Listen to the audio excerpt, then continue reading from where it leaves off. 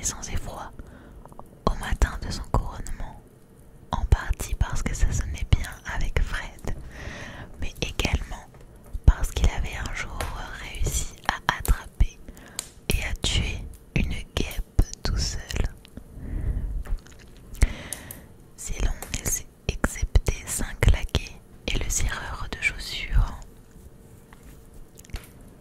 le roi Fred sans effroi monta sur le trône, porté par une immense vague de popularité. Il avait de charmantes boucles jaunes, une fort belle moustache aux pointes recourbées et une allure superbe dans les étroits hauts de chausse, les pourpoints de velours et les chemises à jabot que les hommes riches portaient dans ces temps-là. On disait de Fred qu'il était généreux. Il offrait sourire et salut à quiconque l'apercevait, et il était terriblement beau.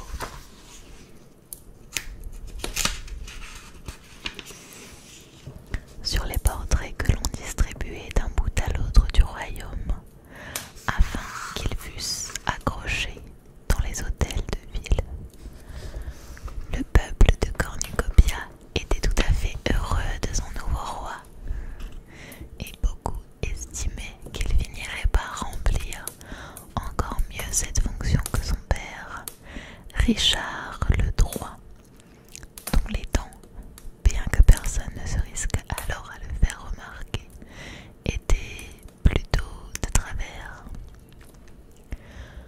Le roi Fred fut secrètement soulagé de s'apercevoir combien il était facile de diriger la cornucopia.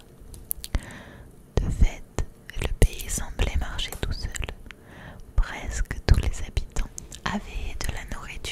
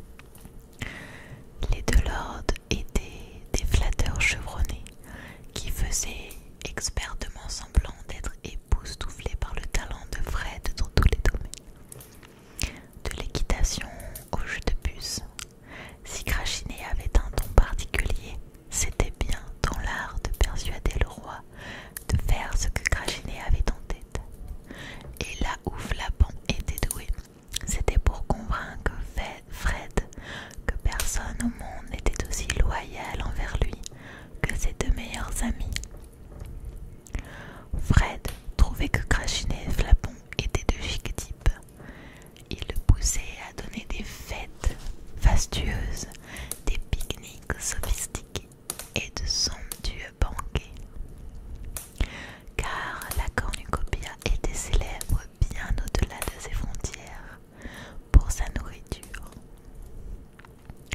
Chacune de ces villes s'illustrait dans une spécialité distincte pour laquelle elle était sans rivale dans le monde entier. La capitale de la cornucopia, Chouville, était située dans le sud du pays et entourée d'hectares de vergers, de champs de blé et chatoyants, et d'herbes verts émeraudes que broutaient des vaches laitières d'un blanc pur. La crème, la farine et les fruits que produisaient les fermiers étaient ensuite apportés aux pâtisseries exceptionnelles de Chouville, qui en faisaient des gâteaux. Pensez s'il vous plaît au gâteau ou au biscuit le plus délicieux que vous ayez jamais goûté. Eh bien, laissez-moi vous dire qu'il aurait été une honte suprême de servir à Chouville cette chose-là. Si les yeux d'un solide gaillard ne s'emplissaient pas de larmes de plaisir lorsqu'il mordait dans un gâteau de Chouville, on jugeait que c'était un échec et on ne le refaisait plus jamais. Dans les vitrines des pâtisseries de Chouville s'empilaient haut des couleurs, songes de donzelles, nacelles de fées et, plus renommés encore, des espoirs du paradis, qui étaient si délicieusement, si douloureusement exquises, qu'on les gardait pour les grandes occasions et que tout le monde pleurait de joie en les mangeant. Le roi Porphyrio du royaume voisin de Pluritania avait déjà envoyé au roi Fred une lettre pour lui proposer la main de n'importe laquelle de ses filles en échange d'un approvisionnement à vie en espoir du paradis. Mais Crachinet avait conseillé à Fred de rironner de l'ambassadeur pluritanien. Ces filles sont très loin d'être assez jolies pour qu'on les échange contre des espoirs du paradis, sire, avait-il dit. Au nord de Chouville s'étalaient encore d'autres champs verts et des rivières transparentes et scintillantes. On y élevait des vaches d'un noir de jet et de joyeux cochons roses. On destinait cela aux villes jumelles de Würzburg et de Barenstown, qui étaient séparées par un pont en pierre, sarquant sur la Fluma, le fleuve principal de la cornucopia. Des péniches aux couleurs vives y transportaient des marchandises d'un bout à l'autre du royaume. Kingsburg était célèbre pour ses fromages, d'énormes meules blanches, de denses poulets oranges, de grosses bûches friables aux veines bleues et de mignons petits fromages frais, plus doux que du velours. Barenstown était réputé pour ses jambons fumés et rôtis au miel, ses rubans de lard, ses saucisses épicées, ses beefsteaks fondants et ses tourtes au chevreuil. Les fumées au parfum salin qui s'élevaient des cheminées des fours en briques rouges de Barenstown se mêlaient à l'aigreur odorante émanant des fromageries de Kingsburg et sur les dizaines de lieues à la ronde. Il était impossible de ne pas saliver en respirant l'air délicieux. À quelques heures au nord de Kingsburg et de Barenstown, on tombait sur des hectares de vignobles chargés de raisins, aussi gros que des œufs, tout mûrs et sucrés et juteux. Cheminant encore plus loin pour le reste de la journée, on atteignait la cité de granit de Jéroboam, connue pour ses vins. L'on disait de l'air de Jéroboam qu'il pouvait rendre un peu pompette, rien qu'en se promenant dans les rues. Les meilleurs crus s'échangeaient pour des milliers et des milliers de pièces d'or, et des marchands de vin de la ville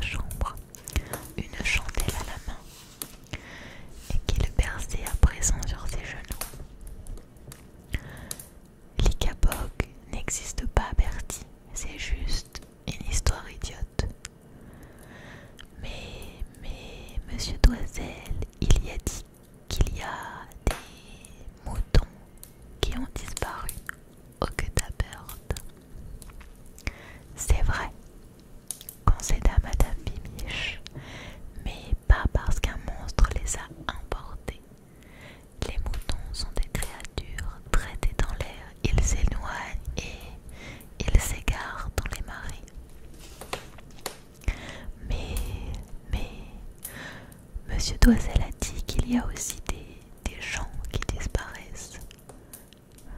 Seulement des gens assez idiots pour s'aventurer dans les marais la nuit, expliqua Madame Bimiche. Allez, chut, Bertie, le monstre n'existe pas. Mais Monsieur Doisel a dit que des gens ont entendu des voix par la fenêtre et que le matin, leur poule n'était plus là. Madame Bimiche ne put s'empêcher de rire.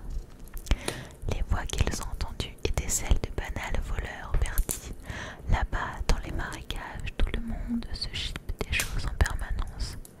C'est plus facile d'accuser l'Icabog que d'admettre qu'il y a des vols entre voisins.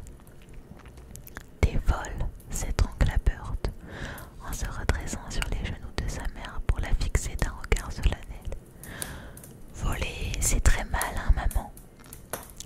C'est très mal, en effet, dit Madame Bimiche, qui souleva Bird, le reposa tendrement dans son lit bien chaud et le borda. Mais heureusement, nous n'habitons pas à côté de ces marécages sans foi ni loi.